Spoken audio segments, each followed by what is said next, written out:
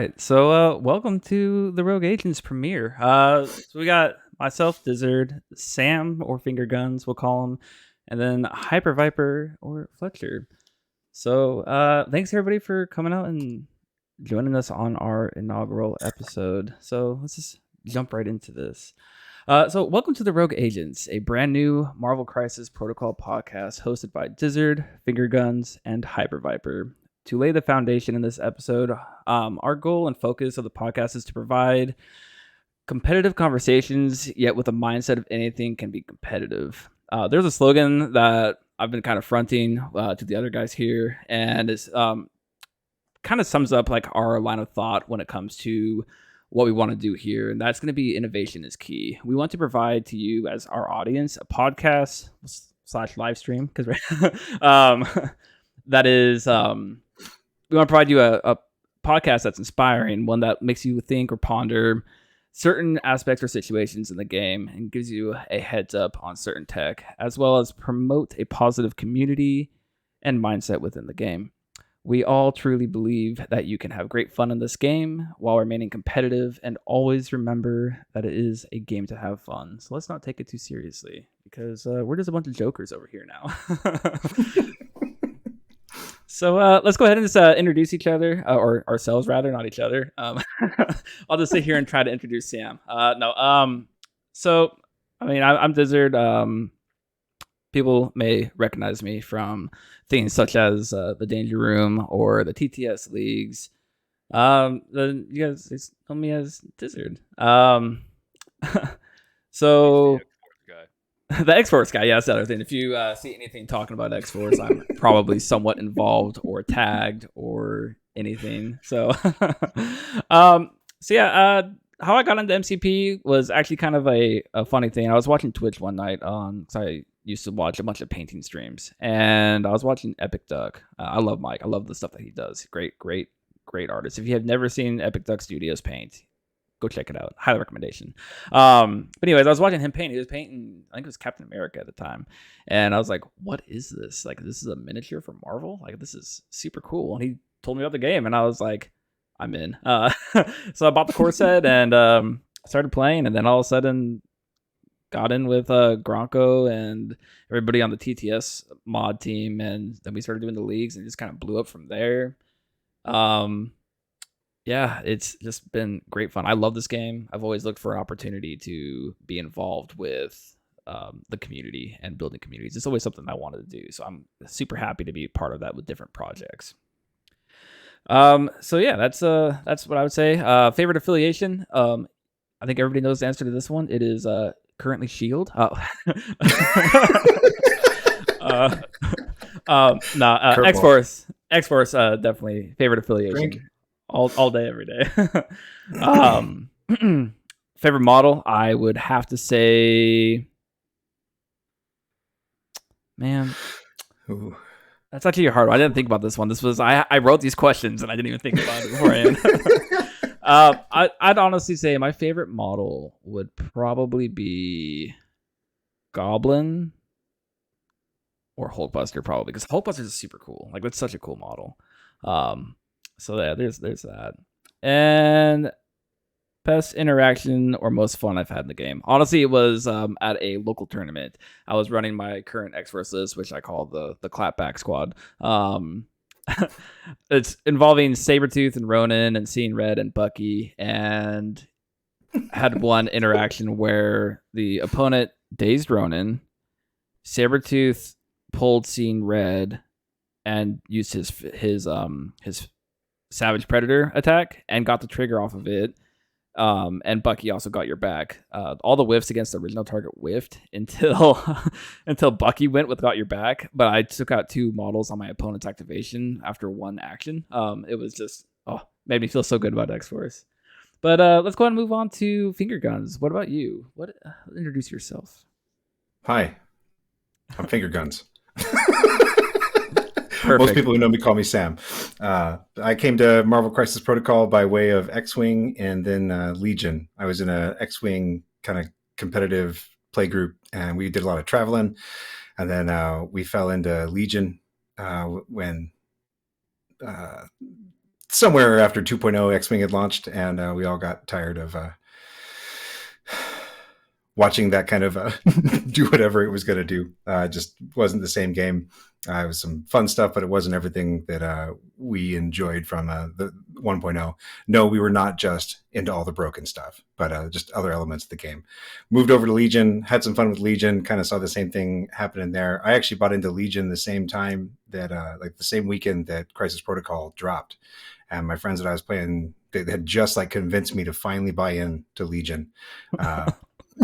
Had all bought Crisis Protocol cord boxes, and I was like, "What are you guys doing? Like, you just told me to come play Legion, and you all have this other game." He's like, "Oh no, don't worry about it. Don't worry about it. We're gonna play Legion." And then, well, it was about 6 months after that we started playing Crisis Protocol instead of Legion, and I kind of never looked back. Around that same time, I moved from California over to the East Coast, and so I still keep up with most of those guys, albeit nowhere near as much as we used to chat. But uh, I'm playing Crisis Protocol now. I'm pretty much all in on this. You don't say. Yeah, little thing about me. Crisis Protocol. I'd say my favorite model is sorry, Hyper. It's Thanos. Still, but I've been playing a lot of Guardians of the Galaxy lately, and that's been fun. And I had a good run playing Asgard Guardians that I really enjoyed doing that too. So I do tend to play me some Thor from time to time, but we've been blessed with a local community that's kind of been growing a lot faster than it used to be. For a while, it was just me and one other guy named Fred, and Fred and I actually met on the global TTS Discord. He made a comment about people playing Legion at his local store and that he lived in the South.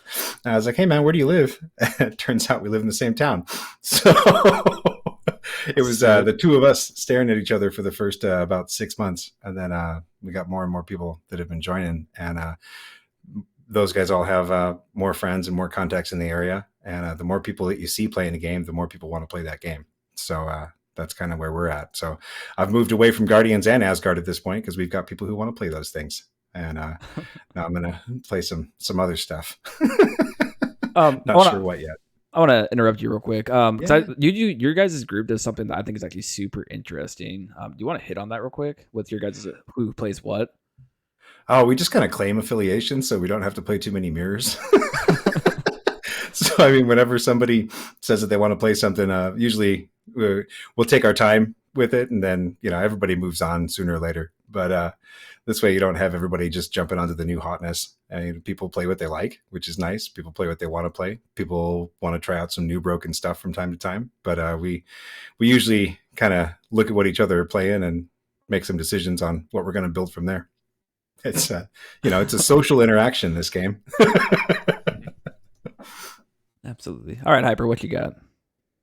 Okay, let's see. Yeah, I'm Hyper Viper. I got into this game because of an episode of South Park. They were all playing Dungeons and Dragons, and they wouldn't let the girls play. So then the girls were like, "Well, all right, so we're gonna make our own gaming club," and it was just obviously much better. When they go into their gaming club, they have like painting tables and all these different game setups and D&D. It's just like walking into a really good game store. And I think it's Stan, one of the main kids, either Stan or not Kenny. I don't know what their names are. They're like, "Oh my god, is that Crisis Protocol? That game's not even out yet." And I was like, "What is that?" I've been reading Marvel since I was like 8. What is that? So I watched some like YouTube battle reports and such. I'm not like I've never done minigaming at all before this. This is my first like foray into it. So I look it up. I'm like, all right, this seems cool, but I'm like completely outside this community, so I have no one to play with. So I didn't buy it. And then I kept on looking it up and be like, I don't know, this seems pretty cool. So eventually I bought the core set, and it sat in my like apartment for like 2 months or something like that. At least I'm probably messing up the time. And then one of my best friends from college was like, "Hey, I'm gonna come visit." I was like, "Oh, cool! I'm gonna build all this stuff so we can play this weird ass game." And so I built all that stuff. We played for like 6 straight days. Nice. Like I had to go to work, obviously, and stuff like that. But like whenever I was not at work, we were just in my apartment playing Crisis Protocol back to back, and we both just fell in love. I remember specifically, I had just had the core set, And then I was like, okay, so we love this. Let's get more of them. So I like ordered the Thor and the Thor boxes, and they showed up the next day, and I was like, it's meant to be. So I just built them all, and we kept playing. It was a fantastic time. This game's probably my favorite game I've ever played, like across all forms of medium. I love it so much. Um, yeah, gaming history. I don't know. Like I played Magic for like 5 minutes. Not really anything specific. This, like I said, this is my first like. No one's gonna know me from another game. I guess is how I'll say it. Any accomplishments in MCP? The first time I really felt like I accomplished something in this game is when I made cut in season 6 of the TTS League. Um, so both times I made cut, which is season 6 and 7, I've immediately lost, but making cut is still cool. And then at LVO, I came in second, which was a good time. It was really fun out there in Vegas. I've never been to like an event like that before. It was really fun looking Omnis dead in the eye and saying, "No, I'm gonna put my unpainted minis under your camera, and you're gonna have to film them." Deal with it. Yeah, because I wasn't on camera at all until the grand finals, and I was like, I'm not switching out my minis, man. I'm playing with what I want. Why I enjoy the game? It's so thematic. And like there are only a handful of like actually good Marvel video games, so I don't really think anything else comes close to like that magic of MCP where you're playing all of your favorite characters and can actually do the stuff that you think they should be able to do. Like Hulk throwing a building at someone is a rush. It feels great. Normalize throwing buildings at the homies. My favorite affiliation is a really hard question. It's like picking a favorite child. I I probably played the most Avengers out of everything, just because it was so fun to like figure out that like my for my season 7 list. I'm kind of rambling now, but like I tried to make it so that I was trying to make an Avengers list that could do whatever you could do, but better because they're Avengers. And that I think was pretty much accomplished. I'm pretty happy with that list. But like I'm kind of in a Black Order kick right now. I really like playing Thanos, as you know Sam said a minute ago. And I need a clarification from Dizzard. Yeah. Favorite model, does that mean like favorite character to play or the one who looks the prettiest? When I said mine, I thought about like my mind instantly went to which model looks the coolest. Okay. But I guess it gets to be either way you want it to go. I'm pretty sure Sam's is both because he loves Thanos the way he looks and he loves playing Thanos. I do also love the way Thanos looks. I think like The the chin. versatility of that model, where you can have like the angry face or the smiley face or the glove or the no glove, is really cool. Yeah. Mine is done up currently with the grimace and the glove. I want to get another one with the smiley face and no glove because Thanos doesn't need any gems to kick your ass. I want to paint high tops on one. I want to get one and paint some high tops, do them up like Space Jam character. Tim's, let's go. But no, my favorite model is Hulk. I know he looks kind of goofy, but he's just like he's massive. He's physically imposing. I don't own Juggernaut yet, but Juggernaut's model is pretty cool too. But yeah, it's got to be Yeah. Hulk. Cool. The best interaction or most fun you've had in the game? Oof, that's also another huge question. There's a guy who he's out. He lives a little bit away from me, so we don't see each other all the time, but we see each other at events. His name's Christian, and every time we play, it's like it comes down to a dice roll. Like he is such a stellar player. So at LVO, I ended up playing him twice, and I beat him both times, but they were both super close games. So I remember it was my Luke Cage had to survive a hit from Ghost Rider, and if he did, the game was over. I would win because I was holding objectives with Luke Cage, and he was like 1 damage off or something, and that like that tension, I both love it and hate it, right? Because like it was really tense, but it was such a cool moment to be like, damn, we both played our hearts out, and it literally comes down to a roll of the dice. Like there's nothing either of us could have done better. We're just gonna see what happens. So yeah, that's what I'd call it. Fair enough. Real quick, Hyper, are you able to turn up your gain at all or move the mic a little bit closer? Some people were saying you're a little quiet, so How is that? I think it's a little bit better. Can you do any bit more? Not really. I just kind of like put the mic as close to my face as I can. It's definitely like a little bit louder. I'm about to figure that one out a little bit, but it's definitely better than it was, I think. So, if somebody in the chat could comment on Hyper Viper's volume now. Hello. Go ahead. Hello. Talking. Do you guys think I sound better? All right. Well, while we wait for a response on that. Oh, it says still about the same. Okay. Well, I don't really know how to bump you up any louder. Is there any? Yeah, I don't have any Zencaster options besides just muting myself. Yeah, that's like the worst part of Zencaster is you can't actually do anything with like anybody's volume, which is annoying. And I have the Twitch volume all the way up, and I could just talk louder. just yell the whole time. That's because yesterday it was fine. It was fine in the test run. we actually tested, just so everybody knows, we did a test run yesterday to make sure everything was fine. And I could have sworn you were louder yesterday, so I don't know what's different. It's that radio magic.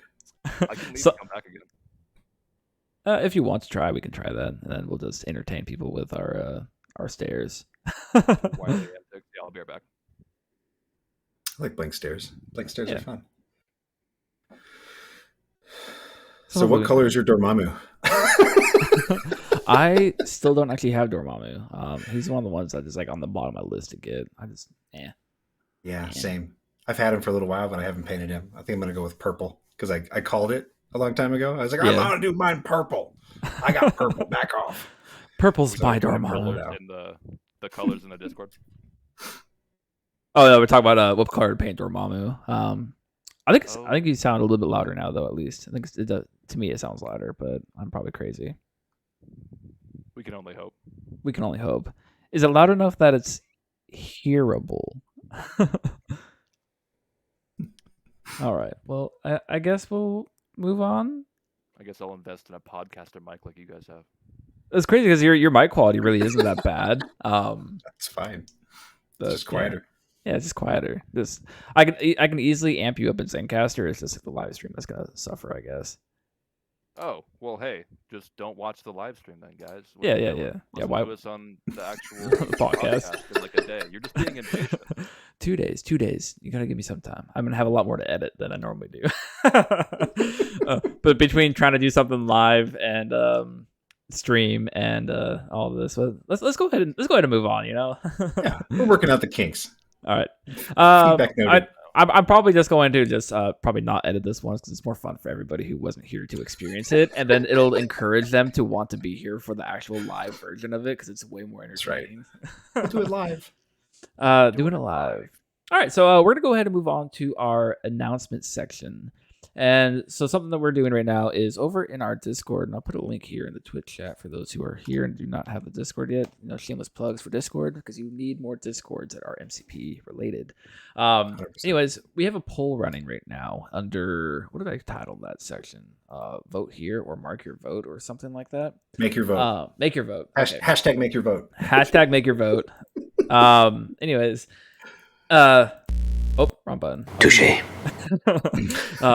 I love the soundboard though; it's awesome. Anyways, so yeah, hashtag make your vote, and we have a poll going up of who is who on the pod. So we have the Bucky, the Taskmaster, and Frank.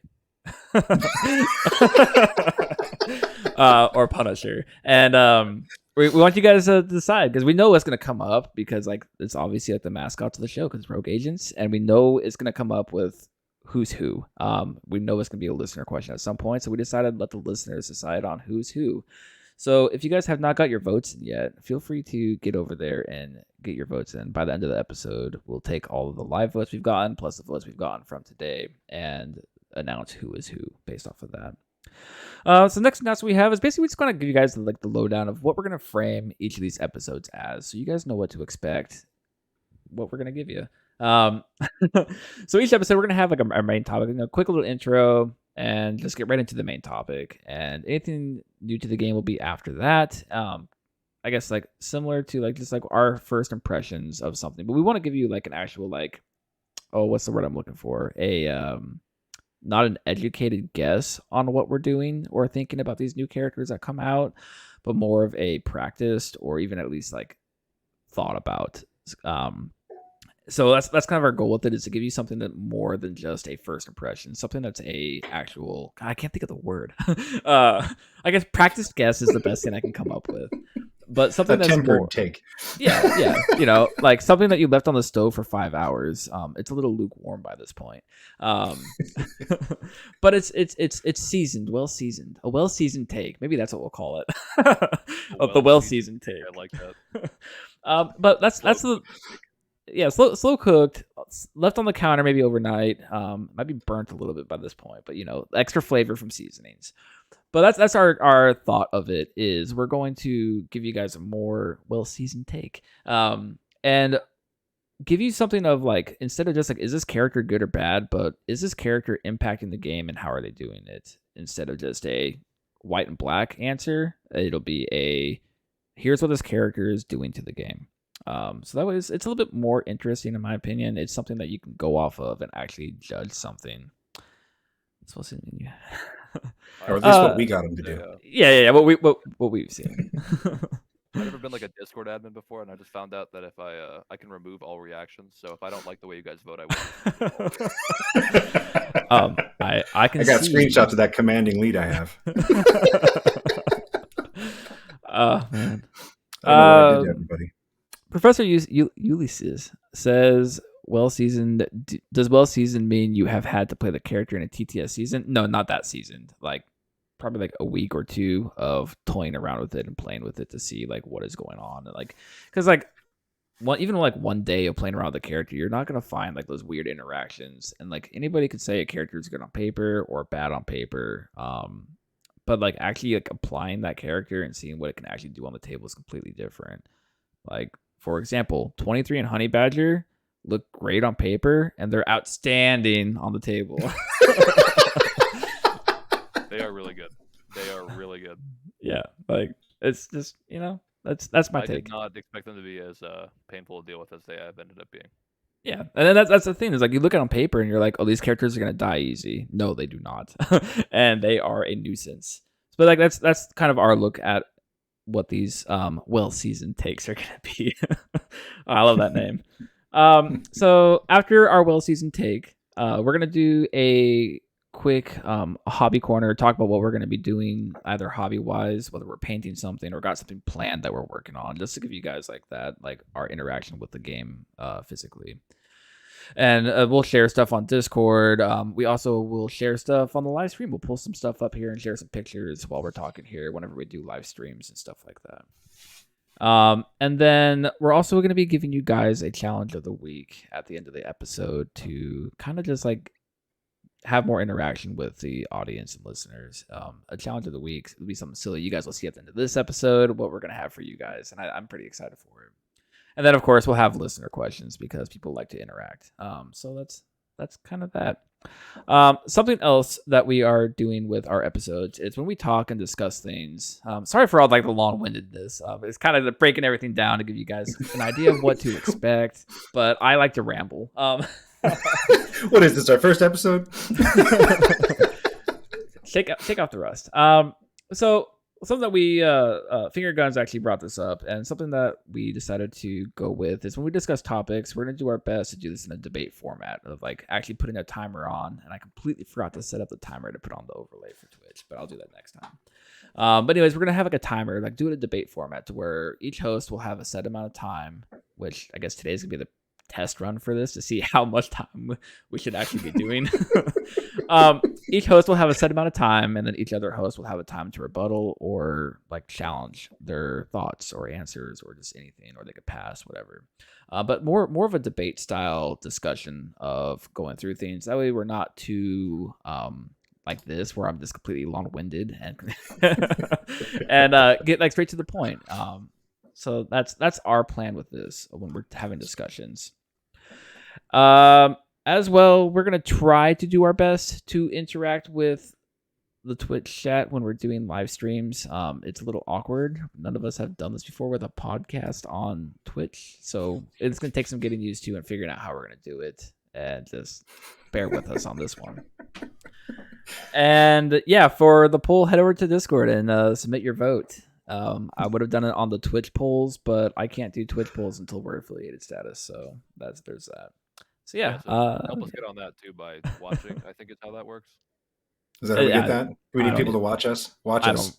I don't remember how I don't remember how it works. I think you need like so many times of streaming and all sorts of stuff. But yeah, I got affiliated on my other Twitch. I made a whole penny so far. Woo, man, Ooh, you can better run than all the I'm doing. polls. Run all the polls. All right, so we're gonna go ahead and just get right into this main topic for our first episode. And there's a reason why it's called Perfectly Balanced. And I'm just gonna hit this button real quick because I have this soundboard and it's so much fun. Perfectly balanced, as all things should be. Oh, this is so good, so good. So our topic of today for our very first episode, we're gonna tackle something pretty huge in my opinion, and that's game balance. And we're gonna start off with where do we see the game currently, and is there a balance within the game? This kind of seems to be a very hot topic amongst the Discords, Facebook, and I see a lot of people talking about it. And we thought it'd be a fun thing to talk about for our first episode. So I'm gonna go ahead and pass it over to Finger Guns to start off with where do we see the game currently, and is there a balance? I'm gonna figure out how to do a clock of some kind. Um, All right, but 3 minutes. 3 minutes. Or 3 minutes. Right. 3 minutes. All right, you got this. There we go. All right, 3 minutes. I think the game's in a pretty good place. I think we've got a decently balanced game here with Marvel Crisis Protocol. I think that whenever you're talking about an asymmetric strategy game like this, where it's not chess, right? We're not lining up the same pieces against each other, unless we are, but we're not forced into lining up the same pieces against each other, and my knights against your knights, and your queen against mine. So we've got a lot more options available to us, and those options it's not an apples to apples comparison most of the time. And that's one of the things that I like about this type of minis strategy game, is that we're putting different things out there. One of the things I appreciate about Crisis Protocol is that it's not a spam game. I mean, we might talk about SAM spam or wide lists, but it's not the same miniature, just as many copies of that as you can field on the table. You're running, if you're running a wide list, it means you got a lot of low threat models, and it means that you probably have a lot of low health pools and small attack dice pools, and maybe you can whittle people down and get an advantage in the objective game with all those bodies, and that's one approach to the game.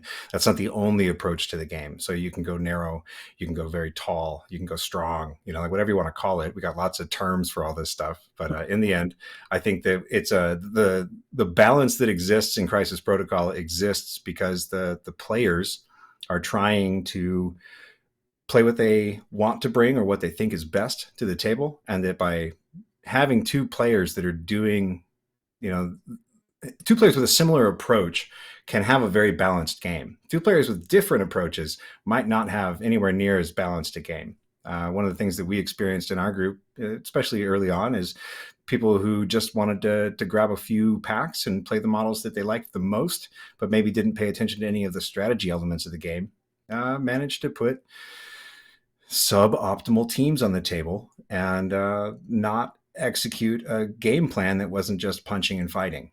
And so game balance isn't necessarily the same thing as a matchup balance. And I think that so far as game balance in Crisis Protocol is concerned, is that we have a pretty even playing field, so long as both players are playing the same style of Crisis Protocol. I got 28 seconds left, but I'll yield the floor. Fair enough. Hyper, do you have anything you want to rebuttal with that? I agree for the most part with what Sam's saying. I think the game, like everyone has their different toys. Like you can look at like two very different three threats, like Valkyrie and Luke Cage. One is objectively better at doing damage, and one's objectively better at not dying. But they are both still like they're pieces, right? They are what's the word I'm looking for? Like they're integral to the way that team is played, and they do different things, which is a good thing. We have variance in this game. I think that besides like a few characters who I think are on the lower end of things, I'm not gonna name names because I don't want to say like this character's bad. But there are certain characters who there are certainly better options, and there's always going to be a worst option in this game. Even though, again, innovation is key. You can make those things work. But yeah, I think the game is more balanced right now than it has been pretty much ever. There's less abusable stuff, and I'm talking pre-shield. I'm gonna throw some shade at all you. I think the game like pre-grunts and even I don't know whatever grunts included. Everyone has their own tools. or their own toys. Like all the affiliations are really getting fleshed out, the ones that exist right now, besides Black Order, because I don't know, maybe we're waiting on that next Black Order pack.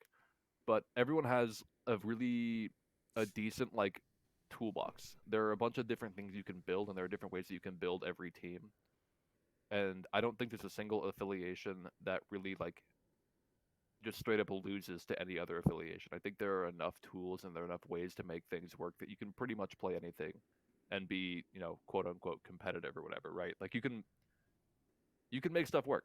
There's enough tools in this game that you can do what you want to do. I think balance is in a really good spot right now, and I'd say I'm more concerned with buffing certain characters than I am with nerfing them or with nerfing others. I think we should be bringing each other up, right? Type of thing. Yeah. Yeah. Yeah. All right. I guess my turn. I actually did homework on this one. uh, so I'm gonna go ahead and probably use a bit more time because I'm gonna copy and paste this link real quick. Oh, your balance article. Yeah. That was an interesting read. Yeah, so I found this article when I was looking up game balance, and I thought it came up a lot of very interesting points. So first, I want to define balance because, like, I forgot to read who wrote it, but the tangible day. I don't know who the actual writer was. I could pull it up actually, and be professional here. Give me come 1 second. Oh, it doesn't. It's not. It's just tangible day. Okay, cool. I don't see a name other than Tangible Day. So the Tangible Day wrote this, and I'm gonna put what they put for like their definition of balance, and it is a state of equilibrium or equipoise, equal distribution of weight, amount, etc. according to the dictionary, and it's talking about how this applies to wargaming and what is balance in terms of wargaming, and they bring up a lot of really good, interesting points. And one of the biggest things that kind of struck home with me is if a game is perfectly balanced. Oh, I had it queued up too. If a game is perfectly balanced,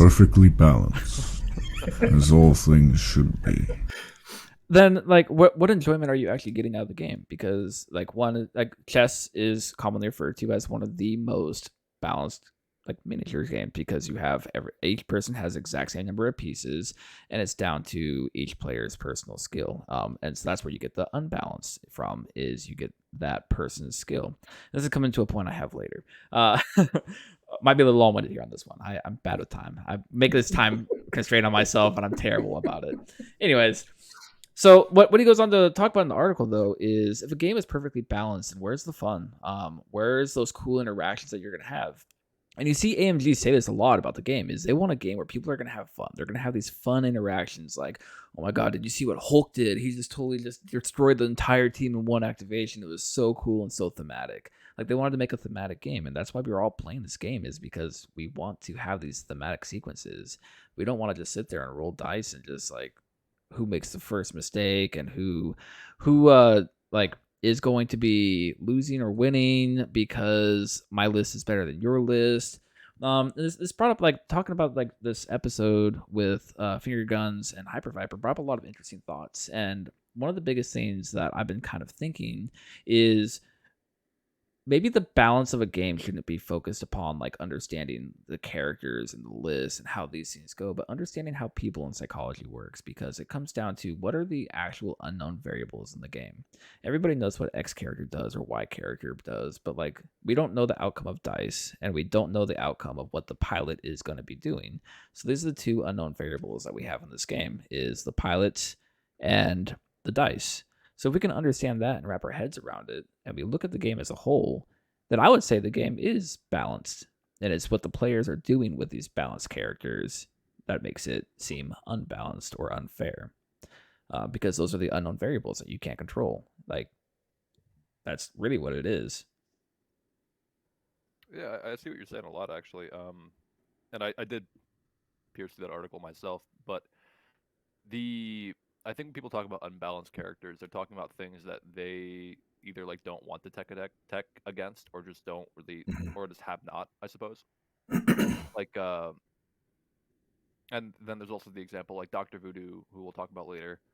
He's, obviously a very powerful model, but if he rolls 5 blanks, he's not gonna do all that much. Yeah.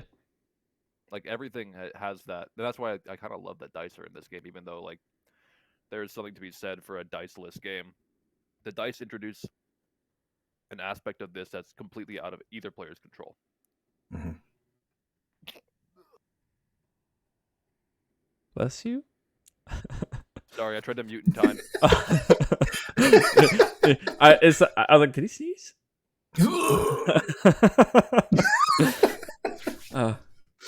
Yeah, no, it was super windy yesterday, so my allergies are killing me.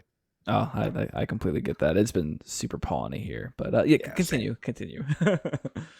Yeah, so like you can do like this happened to me in my TTS game actually. I didn't play super safe, and I was like, oh, I have Black Cat, I'm gonna do a turn 1 steal, and then Rogue walked up, charged, and one-shot her. Like that could just happen. Yeah. It does just happen. Like things can be overpowered. You can have these overpowered interactions, or these powerful interactions is what I'll say. But that doesn't guarantee you a win. Like I've heard people say like, oh, if I get my secures, I just win the game, and that's just not true. You can never like the game is never over on turn 0. You can never really predict what another person's gonna do. You can never predict how the dice are gonna go. You can never, or you should never just assume that you have a better game plan or that you're a better player than the other person. You really like if you ever get into that headspace, you're handicapping yourself. Like you are closing yourself off from possibility by assuming you know what's going to happen. So then when it goes awry, you have to pivot instead of just being ready to pivot all the time. Yeah, that's the crux of this game is that the constant pivoting. There's never a plan that that stays in place after we roll dice. Either these dice are crazy because you've got all these averages that you can think about, and you can be like, oh, I've got the average. I'm going to average 3 hits on this, right? I've got 6 dice here. I should get 3 hits. He's going to roll 2 or 3 blocks on his 4 defense dice, but that's not always how it goes. The dice in this game are a great equalizer, whether it's rolling for an alien core or flipping a spider portal or, Rogue sending 6 damage into Thanos that you didn't expect. You're like, wow, that was a lot more damage than I expected to take on this. Yeah, if you plug those numbers into like a calculator, you'll see like, oh, it's like a 1% chance for X character to do 7 damage. I see rolls like that like probably once or twice a game, right? That just happens.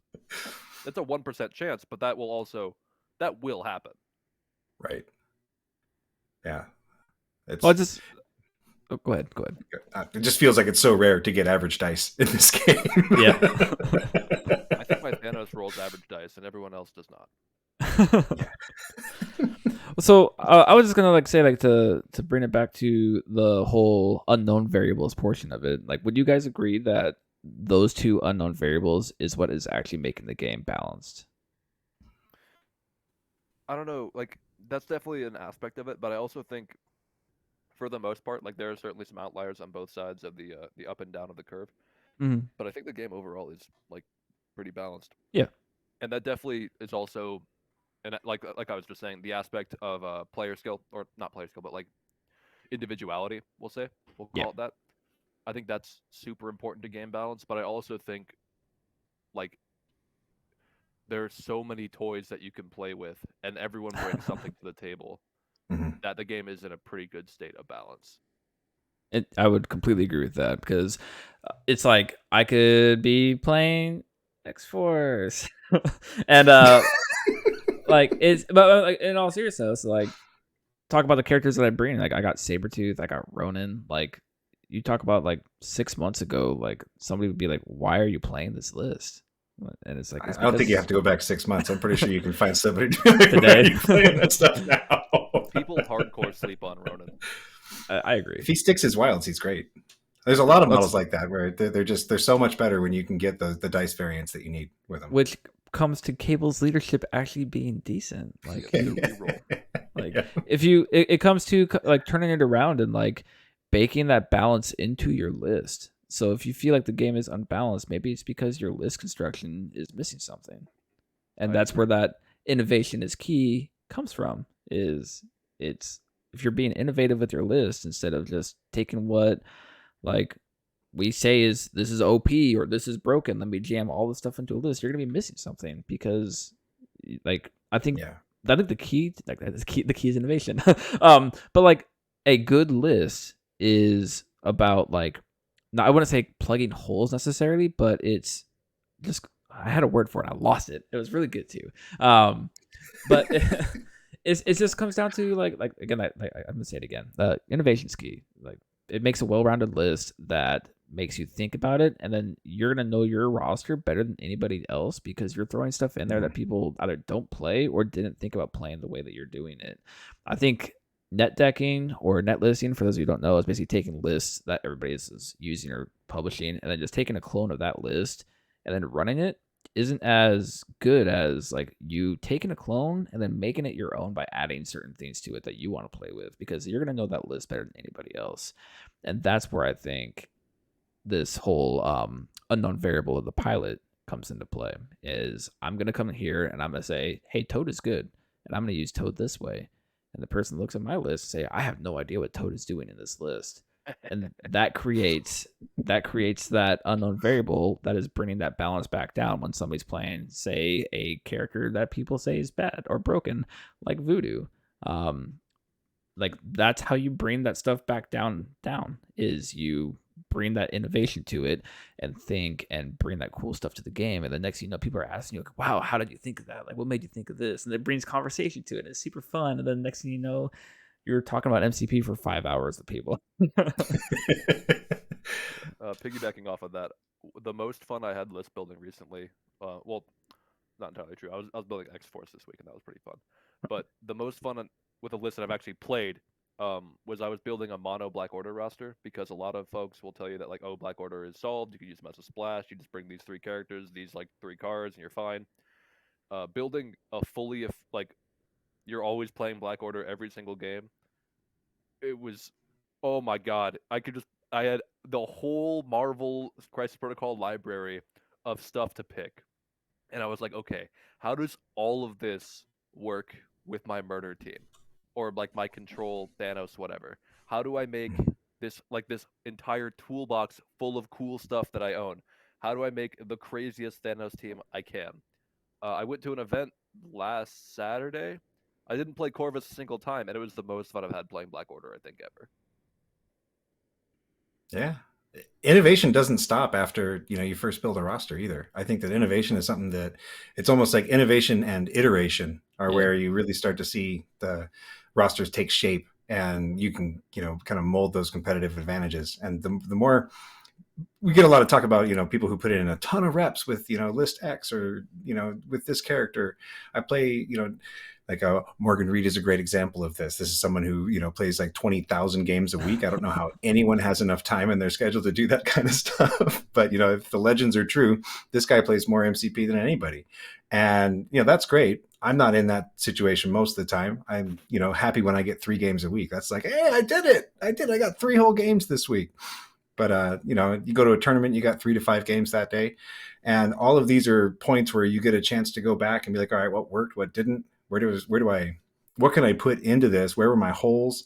And the more you get used to a roster, and the more you can kind of read the room or read a meta, you can be like, all right, this isn't a Strange Supreme week. This is a Ronin week for this guy. That's what we're going to slot in this week. We're going to surprise people with these, surprise characters. And I've seen a lot of Hulk lately, so let's get Ronin in here and see what he can do against that.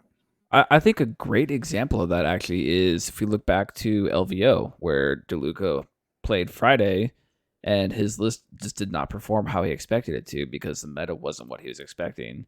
And then he used that Saturday, swapped his list to something different, and completely crushed it. I was there for that event, and it was the same list both days. He just went from playing Black Order to playing nothing but Web Warriors. Oh, I thought he changed something within it. I think he changed one gem or something. He had his list as a Black Order Web Warriors splash, or the other way around. And I talked to him a couple times about that on the first day. He got rocked by Blind Obsession Zemo on the first day by someone who was playing mono Avengers with like Cable. Mm-hmm. And it was a crazy game to watch. Zemo just did not die.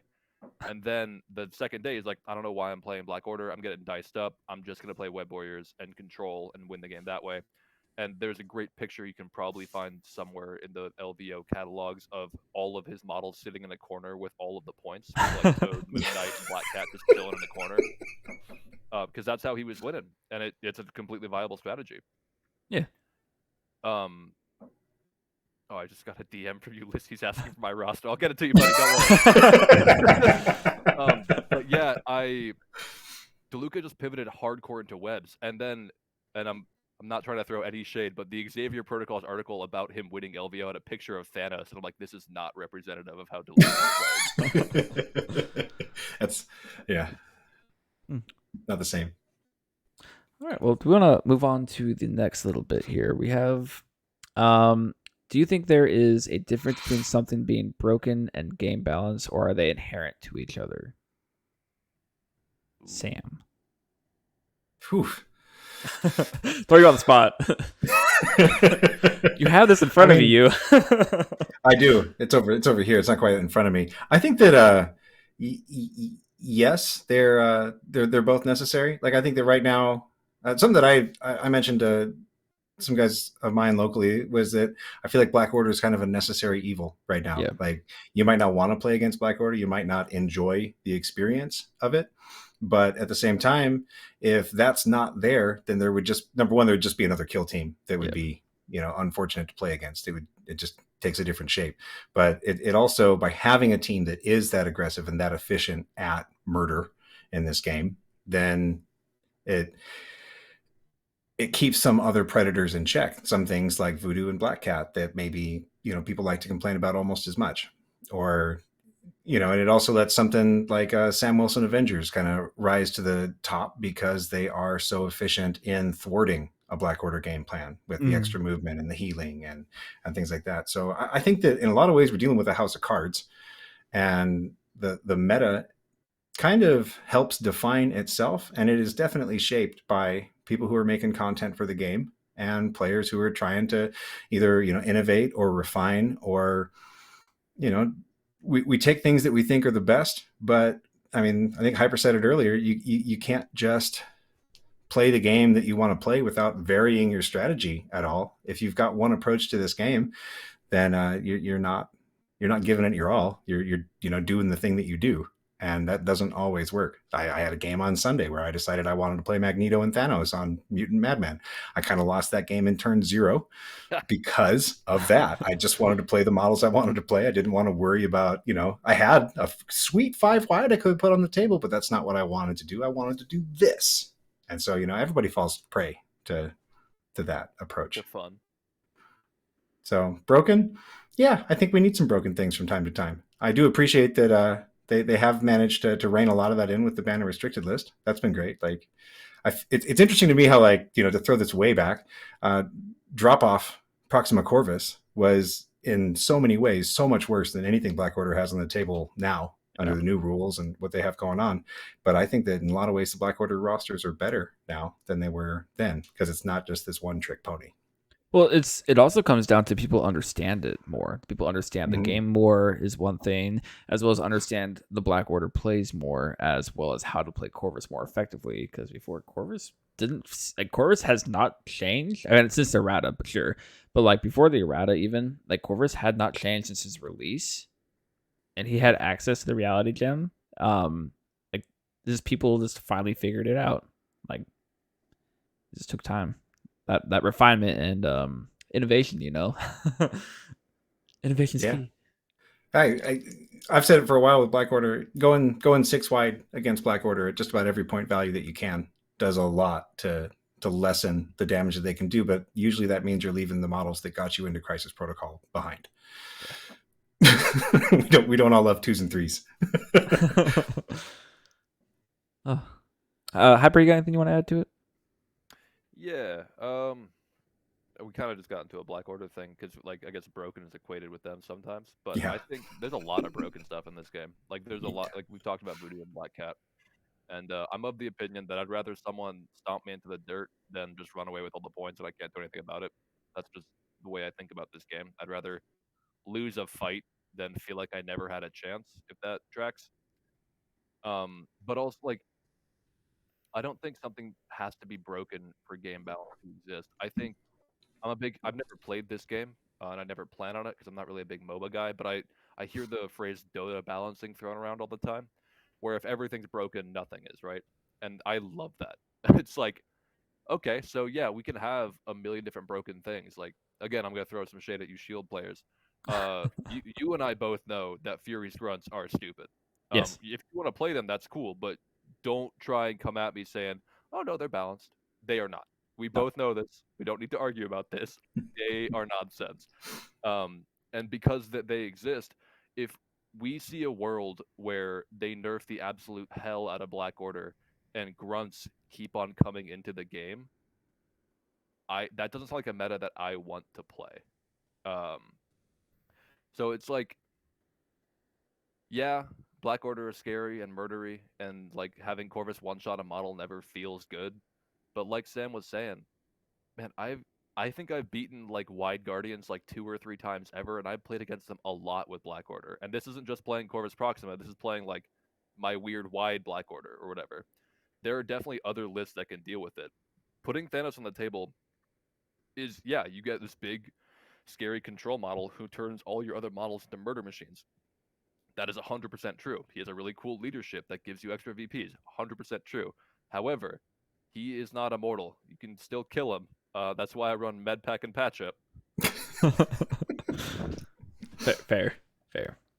So I guess to answer the question, then you guys would say that there almost needs to be broken characters in a game to create this state of balance we all enjoy. I think broken things are just inherently fun to play. Like if you feel like you have options and you're powerful, that's cool, right? Yeah. And that's something that I'm chasing. I like to feel like even if my opponent also has powerful things and they feel cool, that's great. I want us both to feel that way. Then we're both having fun. I love everyone feeling like they have cool tools on the table and they can play whatever they want to play, or they can play something that has crazy tech that I might not know about or might not have an answer to. Or even if I do, I don't know. I like the Dragon Ball Z fight, man, where they're both punching each other and going really fast. I mean, it comes back to what we were talking about earlier, to where like AMG says they want to create those cool thematic, like cinematic actions within this game, and that's how you get it, is having characters that can do crazy stuff, like Thanos with the old time gem, just pulling up 3 activations and completely running a table for a round or 3 rounds in a row. But it's like that comes to a line, but they also rein back in a lot of those scenes that are just completely egregious.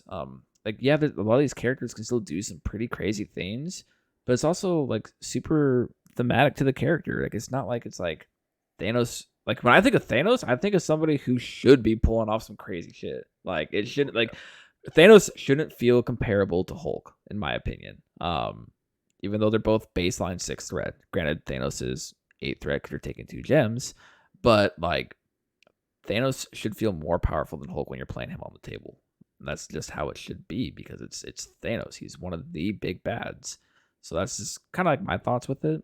And it's kind of interesting just to talk about because it's like we're almost praising the characters being broken because it creates those fun situations. Like granted, like, we're playing a superhero game. If Yeah. my characters can't throw buildings at each other and do crazy stuff, why don't I just play a different game? Absolutely. Yeah. So I have a question then for both of you that this is kind of spurring in my head right now. What do we do then with these types of scenarios? Like if I have Thanos being OP, let's just bring in Voodoo, Black Cat as well. So Black Cat, Voodoo, and Thanos, I think, are highly regarded amongst the community as some of the most OP characters in the game currently. Is there another one, or do you guys agree with those top 3? I don't think Thanos is broken. I think the community regards him as broken, but I don't think he's broken. So we'll go with what we think the community says here. So yeah, that caveat's important to state. But yes, those 3 characters are the most talked about. I'd agree.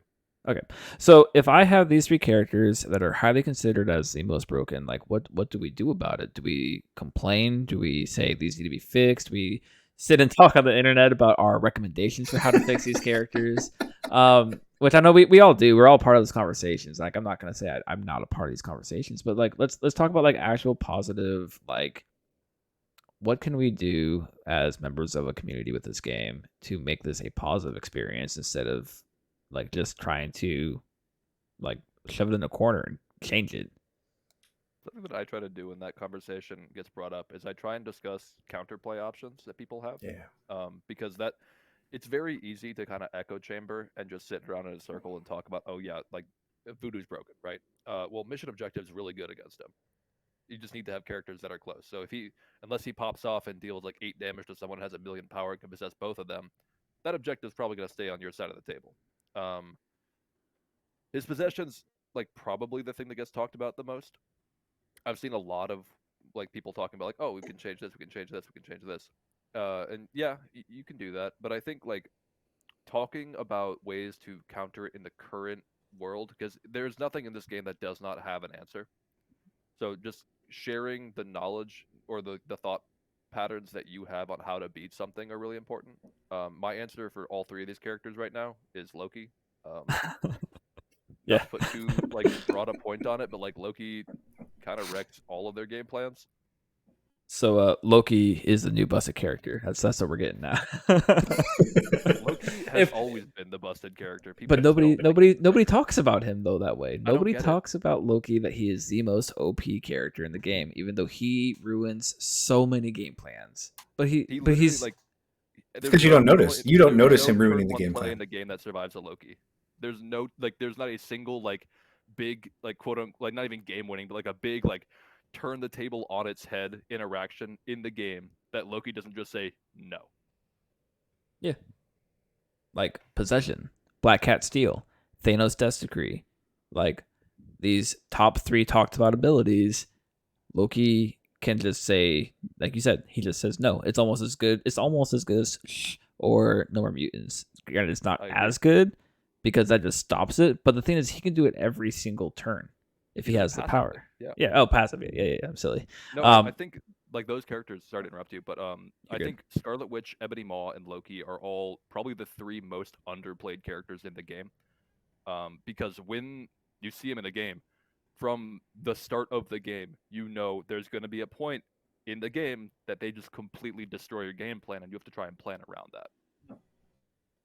So that brings up a good point though. In coming back to, I'm going to say it again: innovation is key. We look at these characters that people aren't taking, and they're literally pretty much the counter meta, and nobody's really playing them, or they're not jamming them as much as like I would say they should be. Like I agree, Loki's super good and should be played way more. Witch is super good, but should be played more. But does it come to people just don't think that they fit in the rosters they're playing, or they don't fit their play style, or like why aren't people playing these characters that are actually countering what people are considering to be the most OP characters? Like why would you not bring these 3 characters if we're like you're saying that they are the one counter? Yeah, it doesn't always fit. It's not always what I want to play. Yeah. I mean, I personally, I've always been surprised when I've met someone who's been like, "Is Ebony Maw in this game? I really like Ebony Maw." I'm like, "Okay, man, yeah, here you go. Let's do this." But I mean, it's a neat character, but it was never on like the top of my list of characters that I was like, "Man, I really hope that guy's in the game." I think that's part of it. I think that you have to go back to brewing, and Yeah. I think again with this kind of a game, you want to play what you want to play. People want to play the characters they like. They want to play the things that give them nostalgia or feels or, a sense of power. Cause you're like, hey, this is a really good model. I just want to play with this. I mean, I put in some reps with Scarlet Witch early because I was like, wow, she's really good. Mhm. And, but I don't have a tremendous tie to the character. So it's not someone that I'm trying to put into lists unless I feel like she fits. So I think that in a lot of those cases, it has more to do with characters playing who they like, or what they think is good, or what someone else told them is good. So, I mean, I can't say you heard it here first, but Loki, Loki for sure. Scarlet Witch, Ebony Maw, yeah. Those the cancel abilities powers are really really strong, especially when the game is hinging on things like a big extract drop. To put it in Magic terms, think of it this way: you and your opponent both have 5 cards, and you have them the entire game. One of your cards is a counterspell. So you don't have to draw it. You don't need to be worried about, oh, I might not have access to that. You just have a counterspell hanging over their head for the entire game. Mm-hmm. It's so good. And to kind of counterpoint this, to flip it a little bit on its head, Voodoo and Black Cat have the ability to take an extract or make someone drop all of their extracts. I mean, Miles does it too. I've two of the games that I've lost most recently, Hulk has wound up with far too many, or just carrying around points all around the table, and there was literally nothing I could do about it because it happened late in the game, and I had taken the I'm going to try and ignore Hulk early approach, and so I don't think that you can really pivot into that in the end game. You can't just suddenly lay into Hulk and think that you're going to burn him down. It doesn't really work that way. And that means that if he survives for the final 2 turns of the game and he's carrying 4 hammers, or he's got the Kree like that can just end the game in an otherwise very close match. Yeah, I don't think anyone's saying that Black Cat and Voodoo should be removed. I just think they get frustrated that those characters currently have a very easy time doing what they want to do, which is stealing stuff. So I wanna pivot back, to a circle, something that was in the beginning here, where I mentioned that the pilots being an unknown variable to the game, and how I think it shapes the balance of the game. And we look at what people are bringing for their crises. Like, tell me what people bring for their crises. Like, what are the top 3 scenarios? Like, it's Kree Core. Yeah, it's probably Kree Core and Skrulls, right? Yeah, Kree Core, Skrulls, and Hammers. I think those are the top 3. I don't have any stats pulled up, but we look at people are making these decisions, and if these weren't the top 3 and we had a more even spread of scenarios across the board, I don't think Black Cat and Voodoo would be considered as OP because you wouldn't see that interaction as often. I mean, those scenarios are also like especially the RNG like singles, Yeah, the Kree Core and Skrull. They're picked as attrition pivots, so it's like if you pick it up, I'll just kill you. There's only one thing on the board. You can't run away with points. They're low scoring type of thing. Yeah, I'm kind of the opinion that, like, yes, Voodoo could also fight, but Black Cat can be kind of bad on those scenarios if you don't have like a fighty team, because sure you can steal the thing if they happen to pick it up, but then you also have to survive with Black Cat while they have a bunch of fighty stuff. Yeah.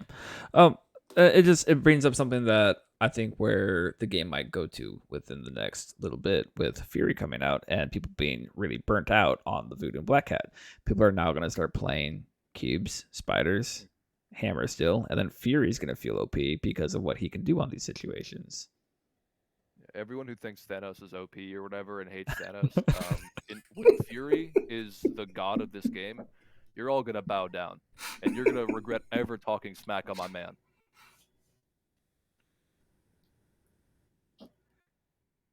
Absolutely. Yeah. Yep.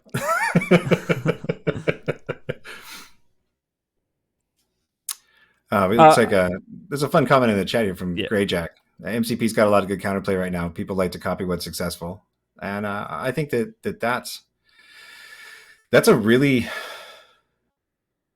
true statement. Like that, those are true facts right there. We just as it's like human nature. We tend to when we agree with something, it locks in. Like I can't count the number of times that I have seen a list that I like and kind of tried to build like my own take on something like that, and then before I know it, I've made all the same decisions that brought me, to the same roster that I was actively trying not to just copy. I just wound up right where that person was. Or I've taken a list that I made and I've gone right back through and tried to, rebuild it to fill some hole. And I wind up right back in the same footprints that took me to where I was before. So I think that is all something to. I think it comes down to, like, I want to say it's like just human psychology to want to emulate success. You see success and you want to clone it because it's successful. Why would you not want to clone it? Like that's kind of just how humans, like that's how we think. I also like what he says though, or she, I don't know. Talked about how hopeless crew can look beyond the low-hanging fruit and find interesting counterplay to what's hot right now. And that's kind of like what we're like talking about though, is like we're trying to talk about like just balance in general. It's just these are probably the most talked about characters in the game currently. And it's just talk about like there's ways around playing it or playing against it, playing with it. Like I guess my biggest point is to beat Voodoo, you don't have to play Voodoo. You don't have to play Black Hat to beat Black Hat, and you don't have to play Thanos to beat Thanos. Like I think those are what misnomers? Is that what you would call that? Basically, just Yeah, I think the counter to the counter is not always Yeah. the counter to make it No. really complicated. Yeah, I've had great luck with Rocket into Voodoo. Yeah. That range 5 energy attack. I mean, they're just rolling dice at each other at that point. And the offensive dice are a little bit better than defensive dice. And if you're running Rocket and Guardians, you've got access to winging it. So you've got, in theory, one of those shots should be pretty good into Voodoo.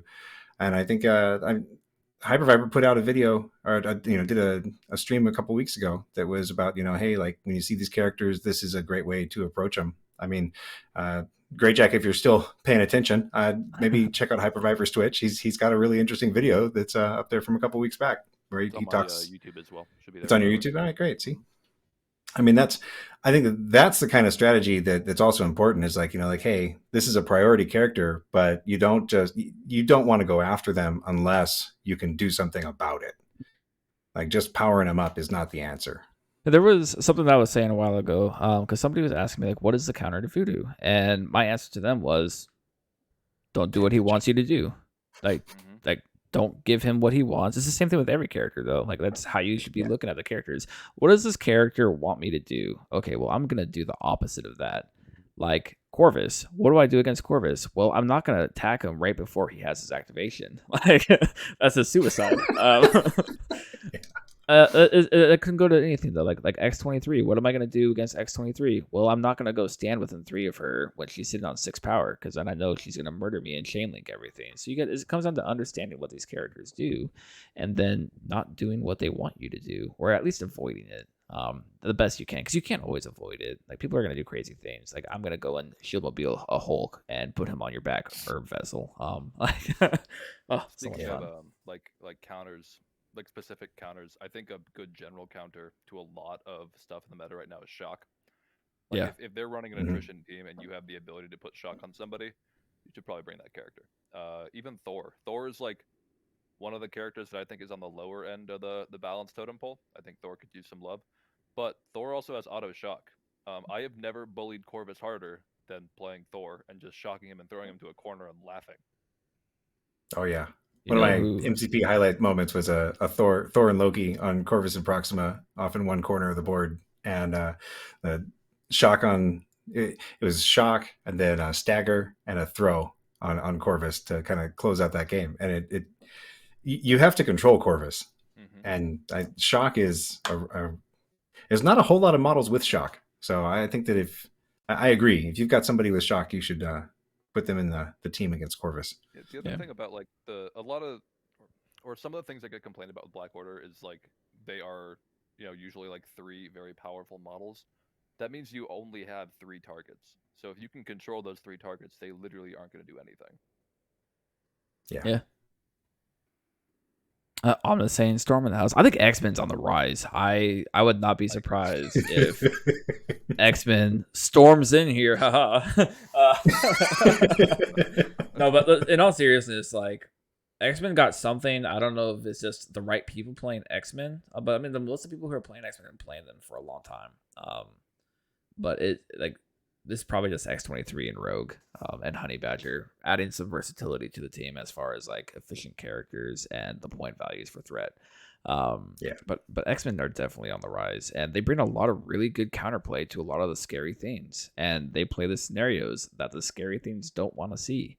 Like, and that kind of comes back to the thing, like, innovation is key. I'm gonna keep plugging it because I think that's like the secret to the game, though, is like, yes, you can net deck or net list, whatever you want to call it, and you can totally like take other people's lists and then make it your own.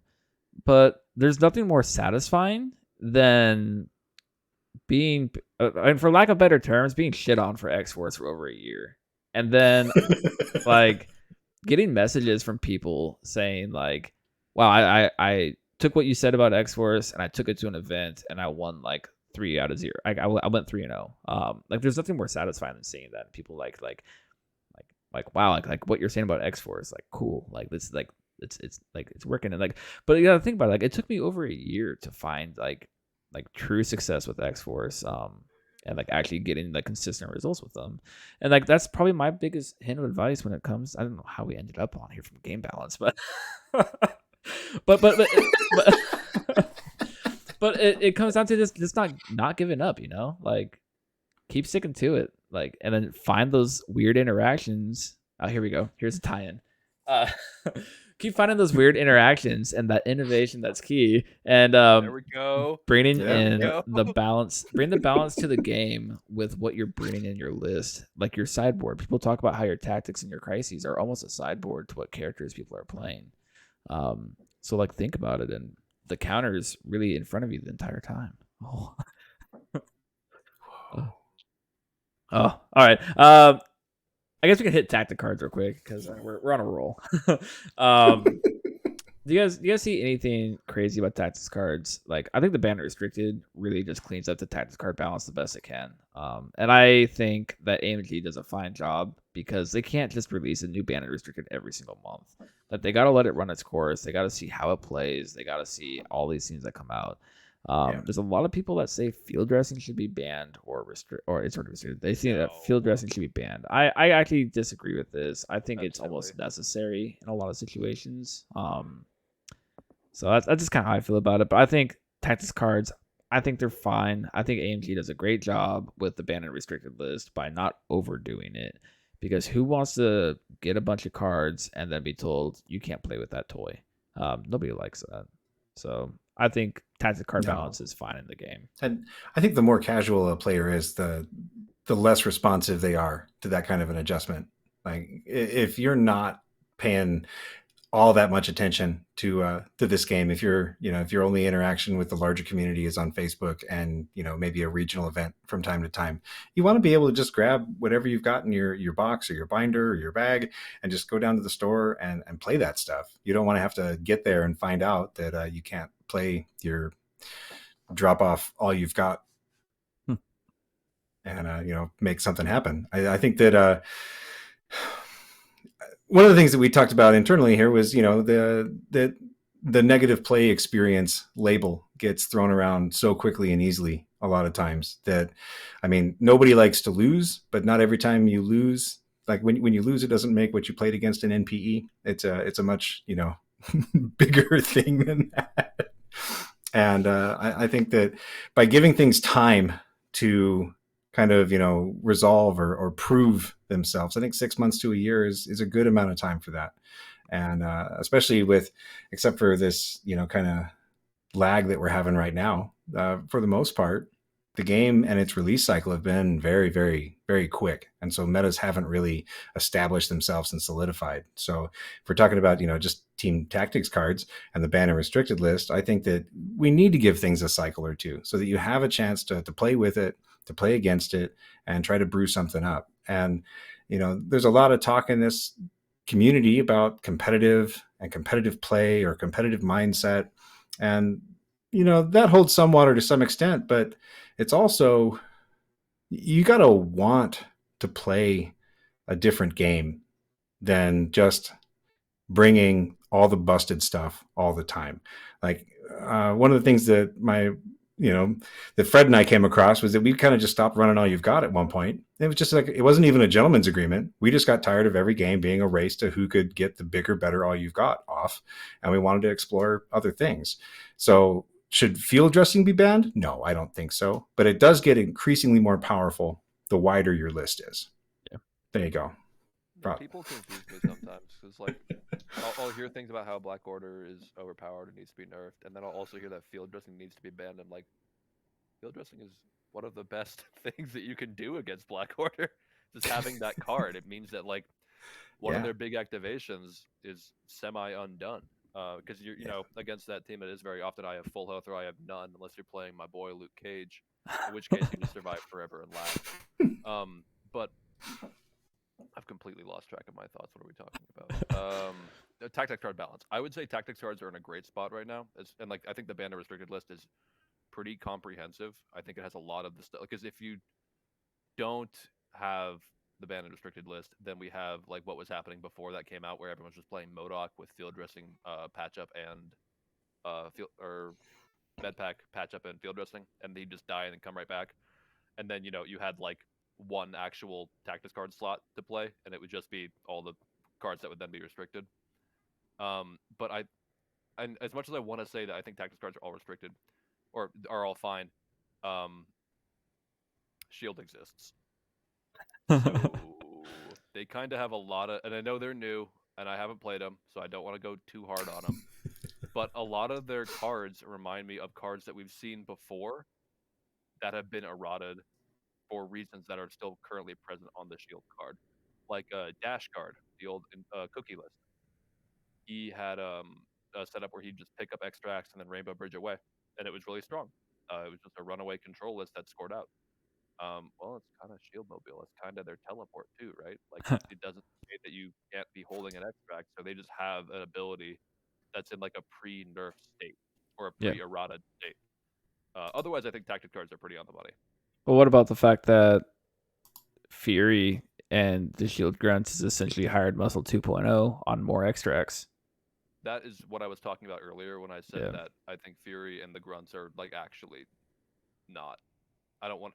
I hate saying things are like evil or like not Yeah. healthy for the game, but it's or like we were just talking about it, Sam, how we don't like just calling things an NPE. But when someone like has priority and they grab 3 cubes and then you take out one of their characters and they drop the cubes towards the rest of their team, there's no situation where that feels good. But then it comes across to like bringing that challenge to everybody of like, well, let's figure it out. What do we need to do? Like, and this is what people end up doing is they come together and start talking like, okay, so Fury can do this. He can grab 3 hammers round 1. What do I do? Well, what about Angela? Then all of a sudden the next thing is Angela is now counter meta because Fury's everywhere. Coming back to what was it, Greyjack? Yeah, what Greyjack was saying was being able to go over those type of situations of like talking about like the new things or old things or anything like that, and everything in between. Like a lot of it just comes down to like just looking at what the character does. I'm repeating myself again now, apparently. But like looking at what the character does and just not falling prey to what they want you to do. Like Fury, what does he want you to do? He wants you to attack his grunt. And if the Fury player is playing the Fury game, they have a plan built around you attacking the grunt. So what do? Well, what does Fury not want you to do? Well, he doesn't want you to like do what he's not gonna expect. Double move Sabretooth onto his home point and take his hammer before he grabs it. Like what's he gonna do now? Like go after Sabretooth? Probably. But back them back, yeah. I like that. But yeah, like that's it's something like that is like let's try doing something that like my opponent isn't gonna expect me to do. Like if I was playing Shield and somebody had Sabretooth and they double ran Sabretooth and grabbed like my home hammer and just completely upset my complete plan, like because I'm sitting there thinking I'm about to get 3 hammers. Well, Sabretooth just grabbed my home hammer and all I have left are 3 3s on my home line. Okay, well, I guess I'm gonna attack Sabretooth. Oh, well, Sabretooth just one shot a 3 threat because that's what he does. Yep. Yeah, with 6 dice on it too. Yeah, like it's you gotta think about stuff like that. Is like, what does your opponent not want you to do, and then just do that. That's kind of how I see things. Like, what does Thanos not want you to do? Thanos doesn't want you to move Thanos. like everybody's so worried about Corvus and like controlling Corvus and where his location is. We'll just move Thanos farther away from Corvus so he can't use the space gem on Corvus or can't use Cosmic Portal or just throw everything into Thanos and daze him so he loses Cosmic Portal. Like do what the character doesn't want you to do, and then you're sitting off a lot better. I don't think Fury's too terribly scary just because of like you look at the rest of the affiliation, not necessarily the affiliation, but the squad construction of what you're coming with. And I can see some people going tall, some people going narrow, but I think like where Shield's game plan is and lies is in the wide list with a bunch of 3s because they're going to be trying to hammer on that extract advantage that they're getting, and they get that in that situation. So what do? You rob them of the one extract that they actually think they're going to get. And now they have to scramble because you're throwing them on their back foot. And that's kind of where my head's at with it. I think that's kind of fun to think about too. Like running Sabretooth in there grabbing the hammer. That's actually kind of funny. Because what are they going to do? They're going to throw a 3 threat into him, and what's going to happen? Well, only dice can tell. I've learned that I need to actually play a game against you because that'll be fun. Yeah, for sure. I'm enjoying Fury though. Fury's definitely fun.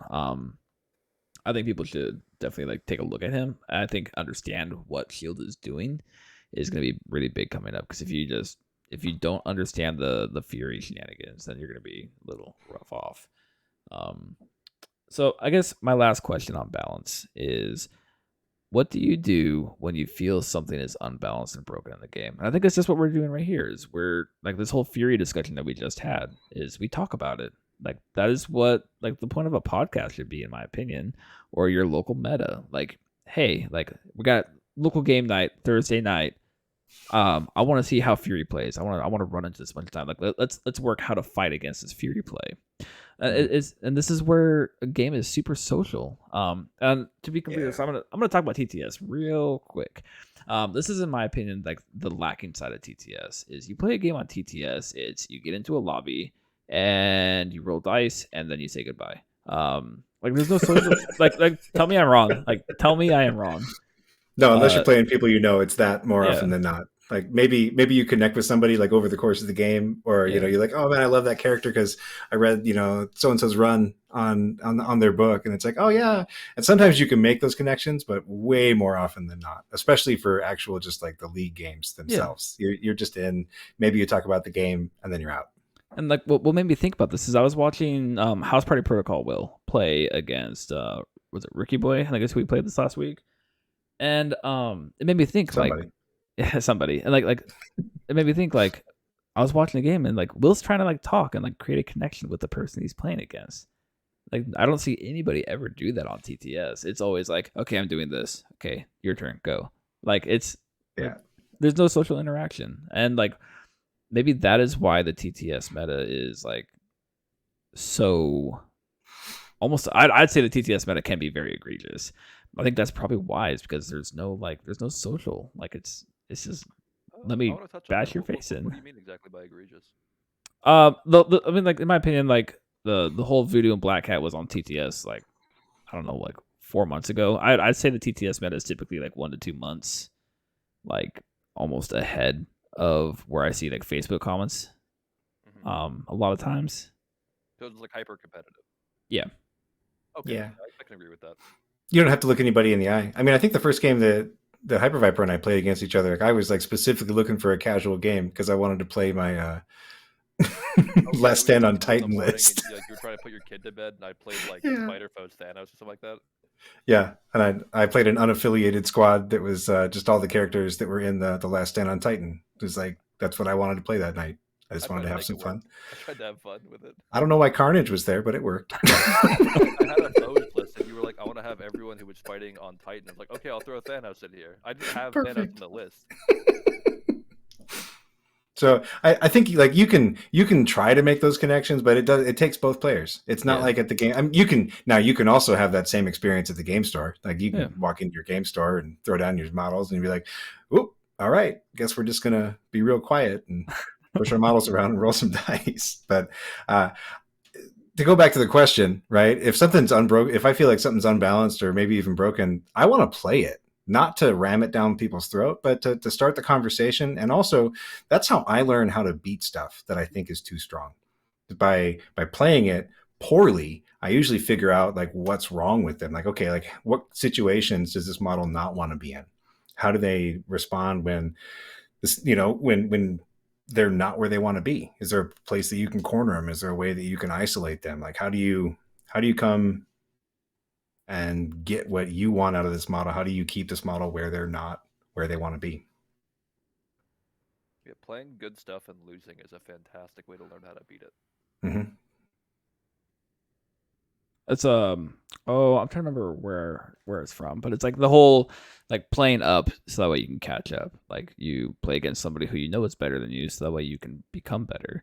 If you're looking for that competitive aspect of the game, if that's something that you want to do and you want to become competitive, like find the greats, like find Pat and play a game against Pat, so that way you learn. Like you're like if you're playing the same person over and over and over and over and over again, you're only learning one play style. Everybody plays the game different.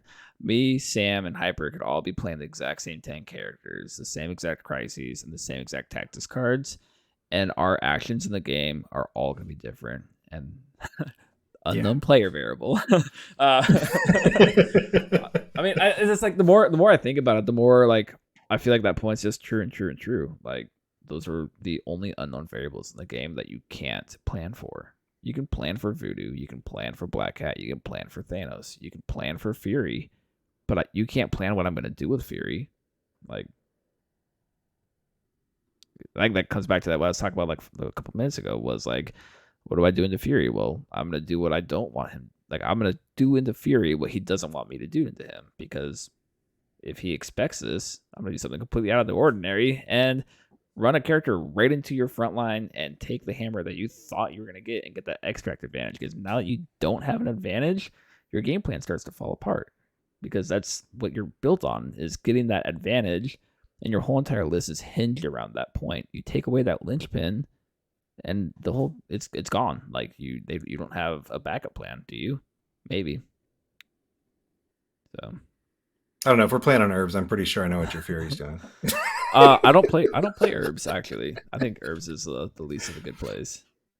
I don't have any herb plays in any of my lists, but Yeah. I do play herbs in almost all of my lists because I love that crisis.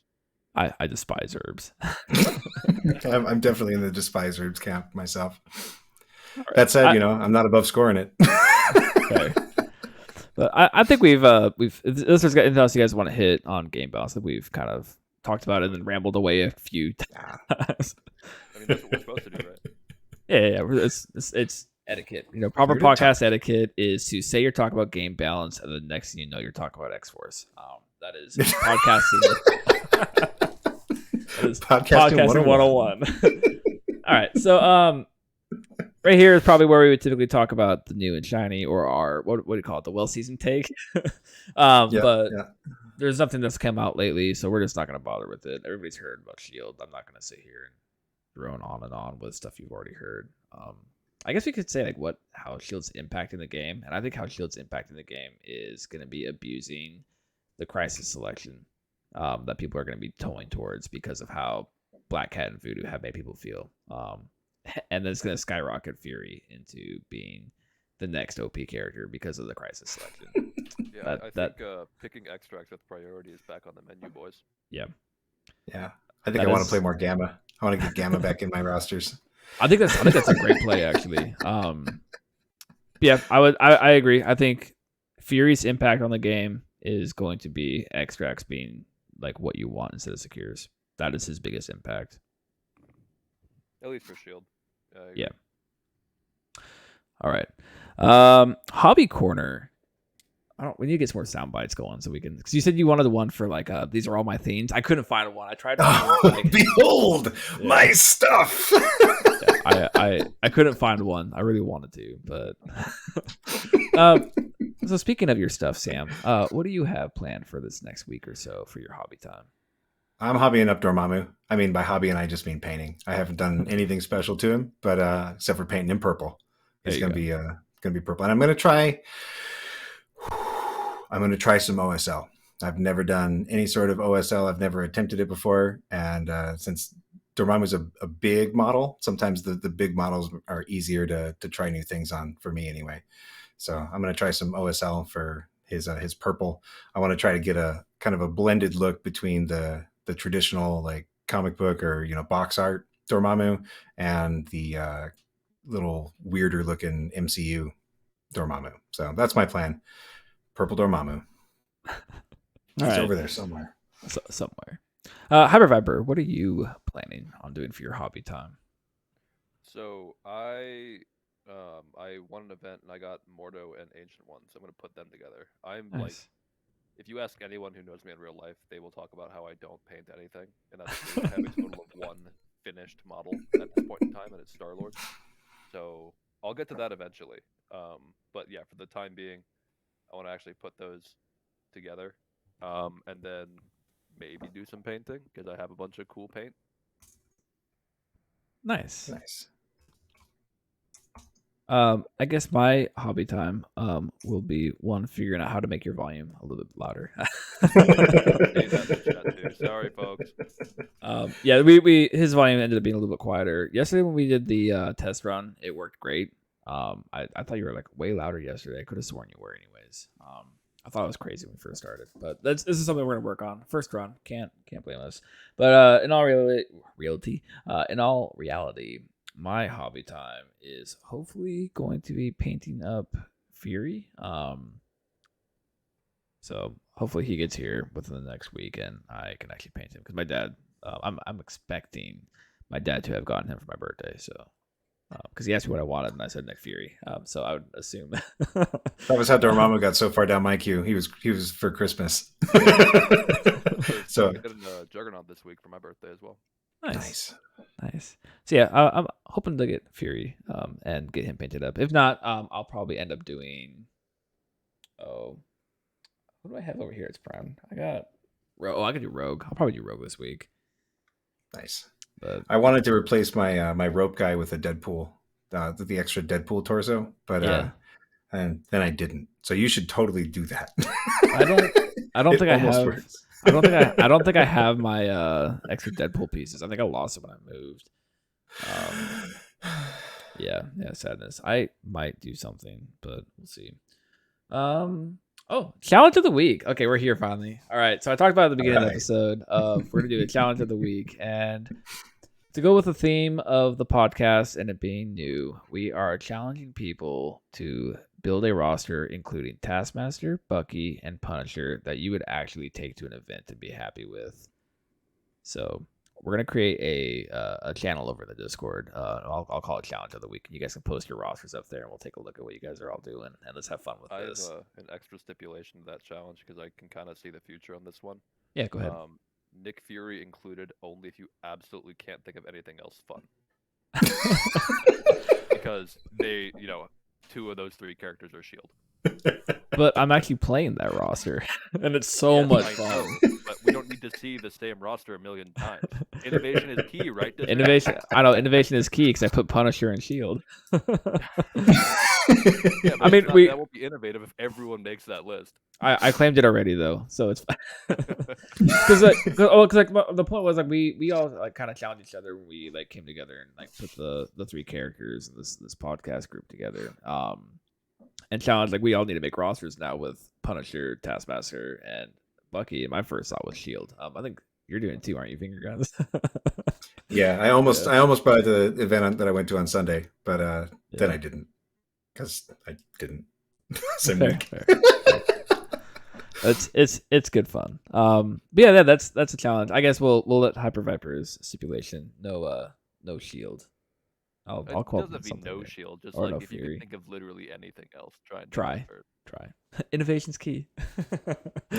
All right. So off of that, then we have some listener questions because there was a couple people that joined the Discord, and they put in some questions.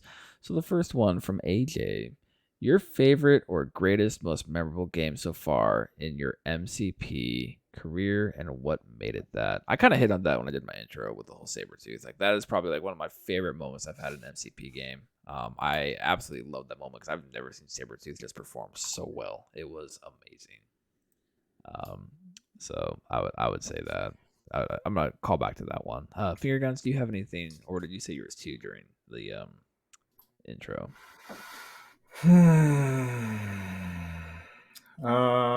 We got a kind of peripheral player in our group that was playing some. He's still pretty new, so I felt kind of bad about what I did, but I got a second turn win with Thanos Eyes on the Prize cubes out of a Criminal Syndicate shell back in like December of last year, and I almost felt bad for it, but it was such an amazing moment for me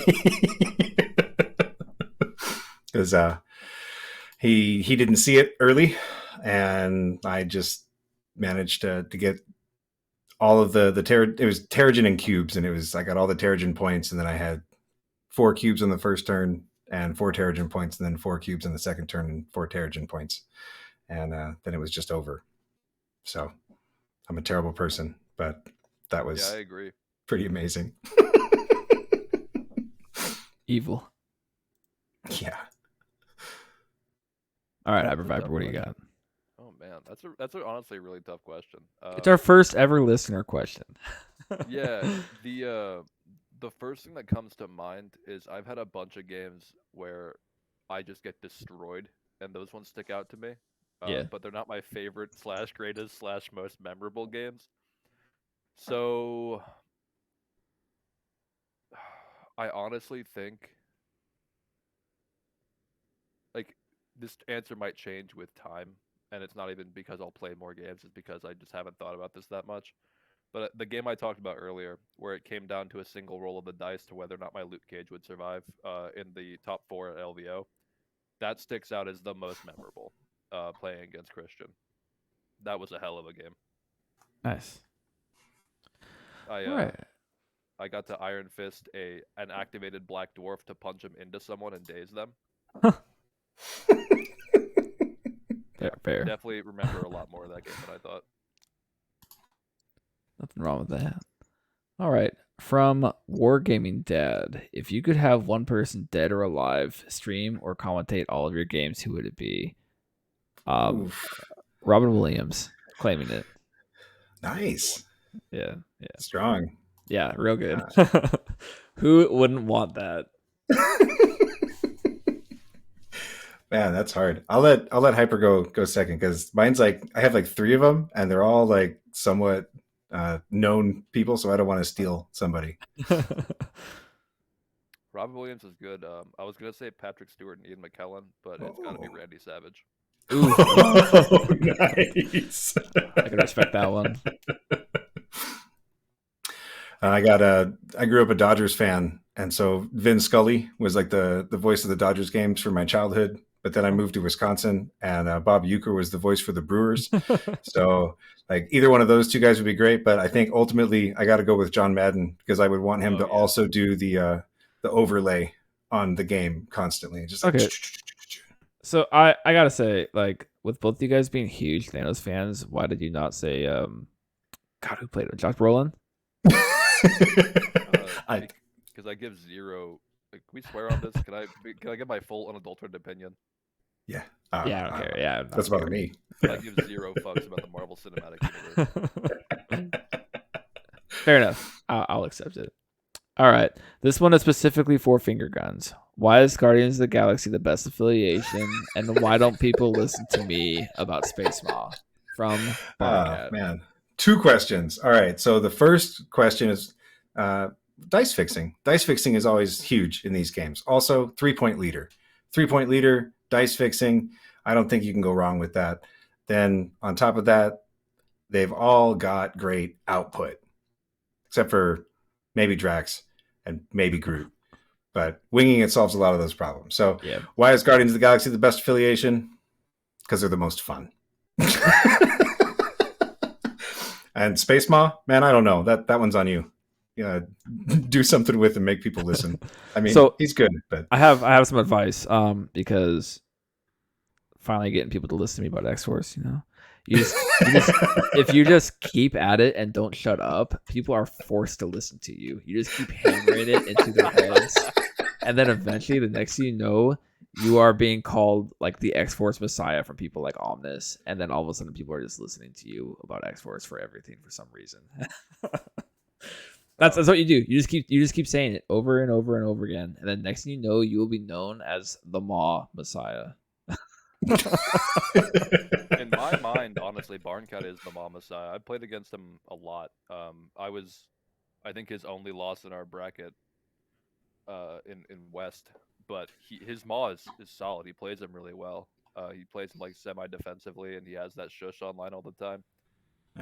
But yeah, to answer that question, even though I guess it wasn't for me, Barncat, of me, you only love finger guns. Guardians have a 7-point core, and they do dice fixing, so it's the easiest splash affiliation in the entire game. That's fair. Yeah, easily. I can see that. I don't know. So Professor Ulysses was like the herald of Maw. He was one of the few people that was willing to run Maw before the changes. So yeah, he would run Maw at 14, right? That was his black order list at 14. He'd run Maw and then Corvus Prox. Yep. Back when you could have the Mind Gem just like floating around in your roster and put it wherever you wanted. That's fair. All right. So I guess we have the results of the poll of who's who. So I will say, finger guns. Yours has gone up 3 since earlier, but I will say to everybody who is listening that finger guns is like selection was shot up to like 10 in like the first like was 3 quick. hours. Like it was insane. And then me and Hyper Vipers was just going like back and forth of who, and then eventually it just kind of stuck, and then people were like, okay, here we go. So let's start with finger guns. Finger guns for I don't know how or why or what makes people think of this. I think it's But- things like a second turn win against a fairly new player. But you're supposed to be like vindictive and like vengeance, not just Not stomping puppies. Who's yeah. to say that? Who's to say he didn't deserve it? Fair enough. So finger guns is the Punisher is what he got.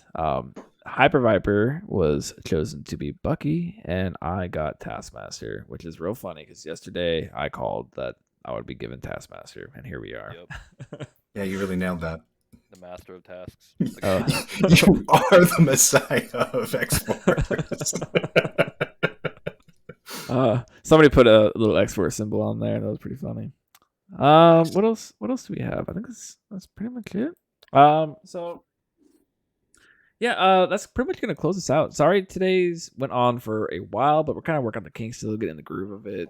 So this is probably gonna be the longest episode we have, unless something crazy happens. But this has been really fun. I'm glad for you guys who came and joined and watched us. I'm sure Finger Guns and Hyper enjoyed this as well.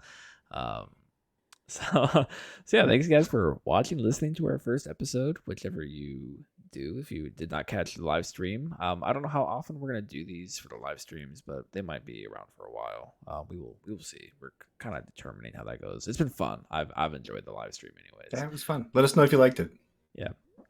Our goal will be to produce a weekly content at the moment. We haven't quite fully decided, but we'll say weekly, and then we'll disappoint you. You know, it's Damn. It's the advanced R&D style. I Sorry, missed that Kenny. podcast. Dude, that show is so fun. I want to be on Advanced R&D. I've told him like 4 times, like, put me on your show. I'm good sure. time. I'm sure he'll hear this. And anyways, so we'll try. We'll see what happens. We're still figuring things out. But we'll try to get our content released on Fridays is what we're shooting for. So if you're looking for the podcast version, one, you're either already listening to this or you've already listened to it because you watch it on Twitch.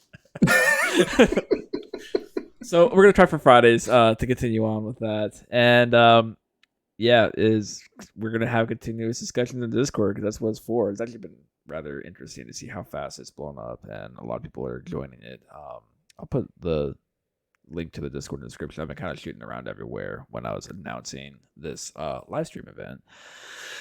So yeah, the link for that will be in the show notes as well. I'm going to put the link for the article that I was talking about earlier in the show notes, and I'll post it on Discord as well for people to find. I would highly recommend going to read it. It's actually a really good read and very interesting for an outlook of game balance design and wargaming. I really Okay. liked it. Yeah. If Yeah, you've got so any that- articles that, sorry, to No, you're fine. the viewers, listeners, and watchers of this, if you've got any articles that you want to share with us, like feel free to drop them in our Discord. Yeah. Just about anywhere. We'd love to read them. Sure. I went a little long-winded a couple times. Yeah. I did not follow the timer rule at all. But it's been Death fun. clock's First next time. right? We'll figure it out. Death clock's what happens if you go over the clock. You're done. You don't get to talk the rest of the show. You're out. All right. Well, yeah, thanks everybody for stopping by. It's been a real blast. I'm excited for this project. It's going real well so far. So I will have everybody do anything you want to finish off with?